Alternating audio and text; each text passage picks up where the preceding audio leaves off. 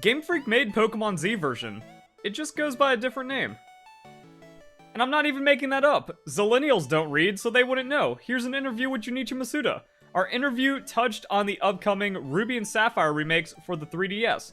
We asked why Game Freak went down that route instead of making a Pokemon Z version to follow 2013's X and Y. Masuda said the developer is always looking to surprise players.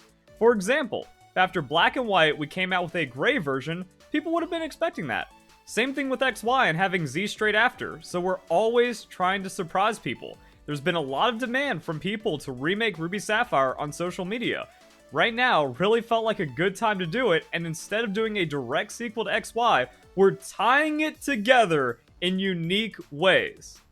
There it is, Junichi Masuda, one of the top directors at Game Freak, speaking on behalf of Game Freak in this interview, said that ORAS is the sequel to X and Y, and they decided to tie it together differently to surprise people. Also, Z version kind of extends out beyond Omega Ruby and Alpha Sapphire. We got all of the components for Z version in future games, with Pokemon Sun and Moon having the Zygarde Cube, and then all of the other expansions for Zygarde. Zygarde has its own area in the Alola region and a mini quest around it.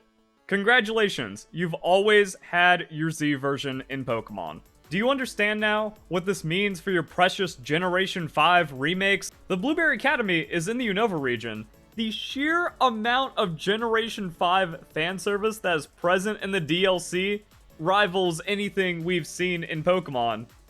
And it looks like Game Freak's gonna do it again. And it's not only Drayton, all of the Elite Four members are from the Unova region, and it's significant enough to be in their bio. Lacey's from Nimbasa City, Crispin's from Burbank, and Amarys is from Castelia City. And it's not just a couple of characters, they completely remade the nature preserve. How many Easter eggs until you realize that it's a remake? Same thing for Chargestone Cave.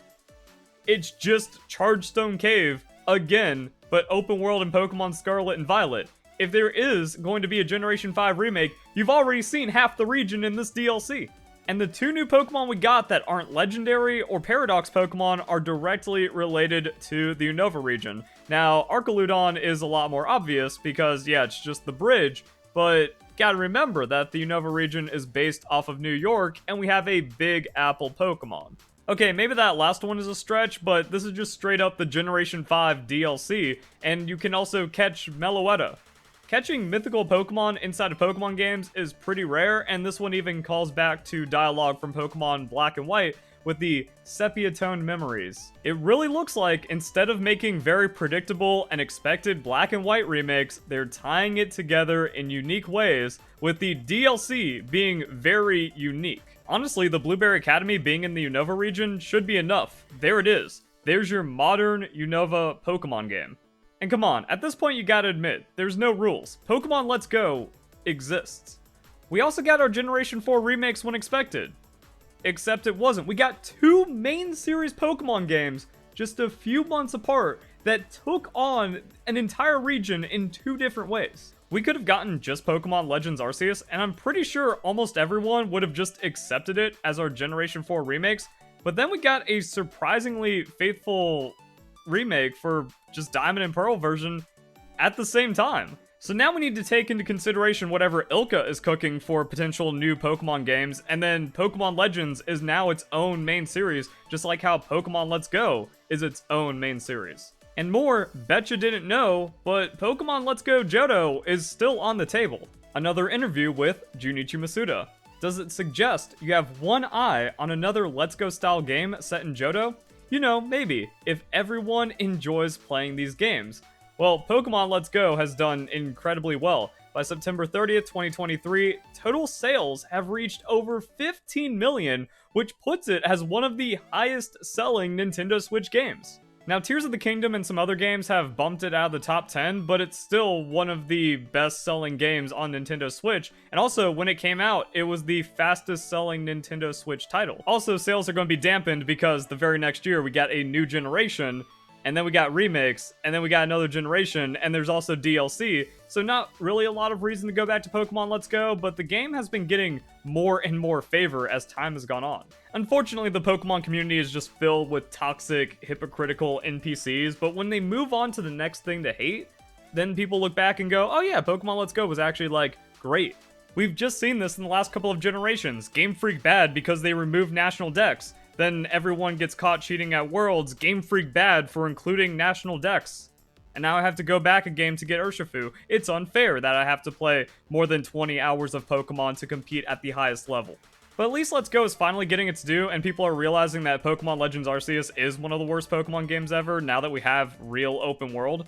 Either way, it really looks like the Indigo Disk to just kind of substitute as a direct Generation 5 remake. But that's not all. People are also upset that there's no battle facilities in Pokemon Scarlet and Violet now that we have the full DLC. Well, there's an interview for that. Why wasn't the Battle Frontier in Omega Ruby and Alpha Sapphire? In simple words, the Battle Frontier was not included because only a very small part of the players would appreciate it.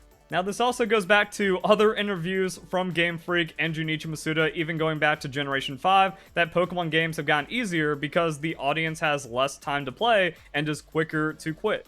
Another criticism of modern Pokemon games, but that started with Pokemon Black and White because Generation Z doesn't want to work for their things and they can't appreciate a challenge.